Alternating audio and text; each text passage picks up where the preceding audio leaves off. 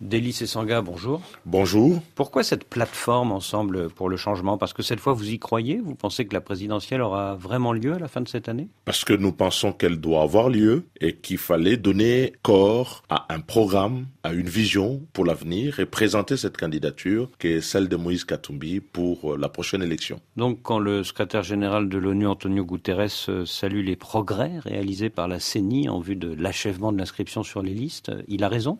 Il y a eu des progrès sur la voie de l'organisation des élections au mois de décembre, mais ces progrès nécessitent encore une surveillance accrue de la part de tous parce que l'espace politique reste encore rétréci, la liberté de manifester n'est pas au rendez-vous et l'ensemble des mesures de décrispation qui ont été arrêtées ne sont pas encore effectives. Le retour des exilés, la participation inclusive à cette élection, la libération des prisonniers politiques, Jean-Claude Muyambo, Franck Diongo, Diomi qui sont encore en prison, tout cela n'est pas encore réalisé comme cela a été entendu au niveau de l'accord de la Saint-Sylvestre. Mais le calendrier, lui, il est respecté. Pour le moment, certaines étapes sont véritablement respectées. Nous avons encore d'autres étapes que nous devons valider. Il y a le nettoyage du fichier électoral qui doit se faire dans les règles les plus transparentes. La Constitution a interdit au président sortant de se représenter, mais lors de sa conférence de presse du 26 janvier, Joseph Kabila a refusé de déclarer publiquement qu'il ne serait pas candidat à sa propre succession. Pour nous, c'est une question de morale. Il devrait le faire par correction à l'endroit du peuple congolais en ce moment-là, mais nous avons réglé ce sujet avec la signature de l'accord de la Saint-Sylvestre 2016. Nous nous sommes tous interdits d'envisager la révision de la Constitution, de changer de Constitution à l'issue de ces seconds et derniers mandats. Joseph Kabila ne peut pas être candidat à sa propre succession. Mais il reste que pour l'instant, il ne dit pas publiquement qu'il s'en ira en décembre prochain. Ça aurait été souhaitable que Joseph Kabila puisse rassurer les uns les autres, dire il ne serait pas candidat à sa propre succession. Nous l'avons exigé, l'Église catholique l'a exigé, le CLC l'a exigé, nous continuons à l'exiger, mais nous n'en faisons pas un prérequis pour aller aux élections. Nous considérons que le cadre de l'accord de la Saint-Sylvestre devrait suffire s'il est appliqué de bonne foi pour aller à des élections auxquelles Joseph Kabila ne prendra pas part en tout état de cause parce que la Constitution les lui interdit formellement. Donc vous ne voyez pas d'entourloupe pour l'instant? Pour l'instant, on ne voit pas d'entourloupe. L'autofinancement de cette présidentielle par les autorités congolaises, ça vous rassure ou ça vous inquiète? Si le gouvernement a les moyens de pouvoir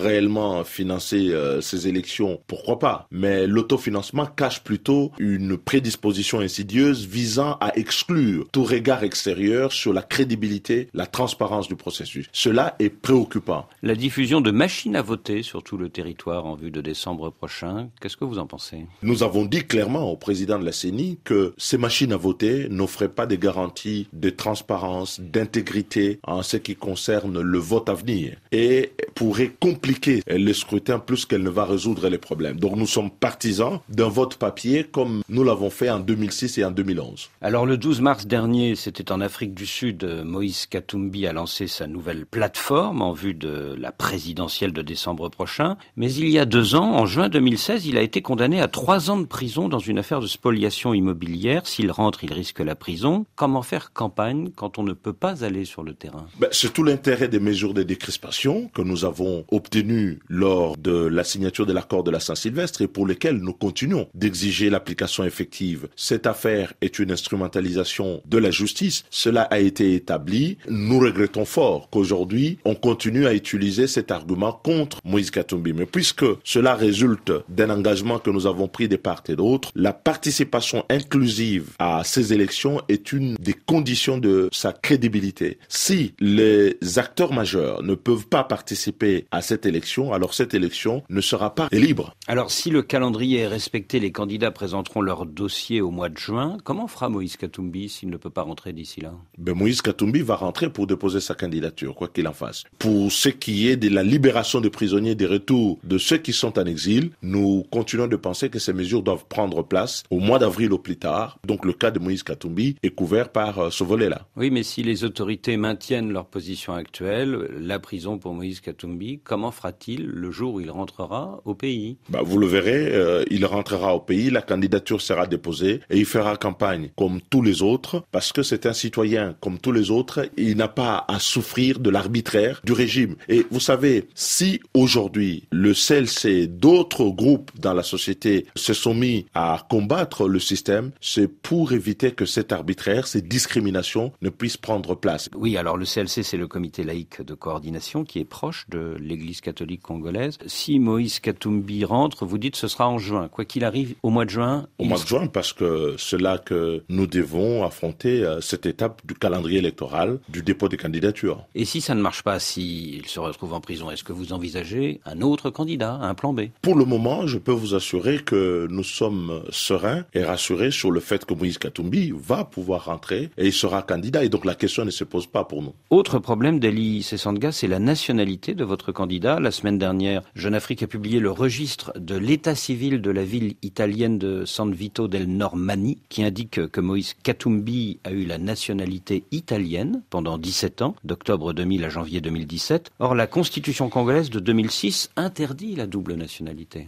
L'évolution sur cette question de la nationalité participe de cette stratégie d'exclusion. Donc je pense que cette affaire est assez mineure par rapport aux enjeux. Cette affaire est montée par la majorité dans le but d'éviter le débat sur l'absence de vision qu'ils ont aujourd'hui, l'absence de programme, l'absence de candidats. Parce que nous sommes à 8 mois des élections bientôt et la majorité n'a toujours pas présenté des candidats. Au demeurant, nous mettons en garde les uns les autres sur le fait que ce dérapage sur la question de la nationalité est une pente glissante qui peut ramener le pays dans des souvenirs que nous ne voulons plus revivre. Rappelez-vous la congolité qui a été évoquée à l'endroit de Joseph Kabila lui-même. Rappelez-vous de l'ivoirité qui a été utilisée en Côte d'Ivoire et la prise des armes. Donc vous confirmez que Moïse Katumbi a eu la nationalité italienne pendant 17 ans? Je confirme pas que Moïse Katumbi a eu la nationalité italienne. Je dis tout simplement que l'utilisation de ces types d'insinuations grotesques peut nous amener sur une pente glissante sur laquelle nous ne voudrons pas verser notre pays. Jusqu'à ces derniers jours, on croyait que Moïse Katumbi et Félix Tshisekedi feraient un ticket commun en vue de la présidentielle, mais l'UDPS de Félix n'est pas dans la plateforme Ensemble pour le changement. Est-ce que c'est la rupture?